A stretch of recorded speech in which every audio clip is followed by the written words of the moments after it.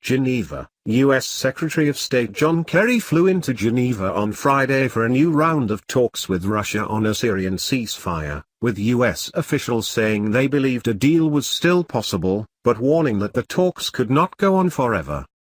Senior State Department officials briefing reporters on Kerry's flight played down the prospect of a final breakthrough with Russian Foreign Minister Sergei Lavrov on Friday, although they said steady progress had been made in recent weeks. "We've been taking issues off the table because we've reached an understanding on them and continue to have some issues that remain outstanding and that we have been unable to close," one official said. "We can't guarantee at this point that we are on the cusp of finishing," he said, adding that the remaining issues were highly technical and complicated. "There are a number of areas that we are going to have to continue to discuss with the Russians tomorrow and hopefully beyond tomorrow," that said. "I think if we didn't think that there remained a possibility of getting this done, we would not be going back to Geneva." The United States and Russia have backed opposite sides in Syria's civil war, which shows little sign of ending after 5.5 years of violence in which half the pre-war population has been uprooted. Moscow supports Syrian President Bashar al-Assad and Washington supports the opposition, saying Assad must go. Kerry's meeting with Lavrov will be their third in 2 weeks, and they have spoken several times by telephone to try to narrow their differences on a Syrian peace plan.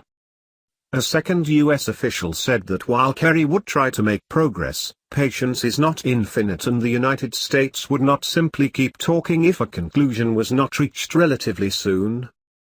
"That doesn't mean today, it doesn't mean tomorrow, but we'll judge when we deem that there's no purpose to keep trying." The officials declined to elaborate on what Washington might do if the talks broke down.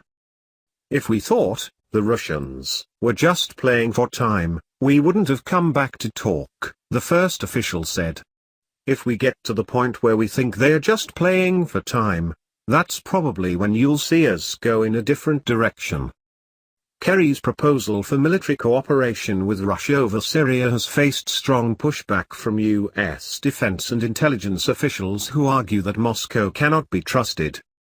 The second official said one of the reasons Kerry kept up the effort was because the Syrian opposition supported it as a way to stop the worst violence in their country.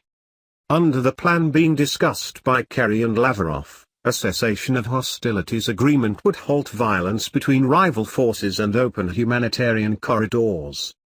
Russia has insisted that opposition groups separate from al-Qaeda-linked militants in cities such as Aleppo.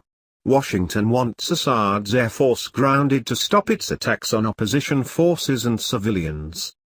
The second U.S. official stressed that any agreement with Russia would have to include an end to the siege by government forces around Aleppo, Syria's second city.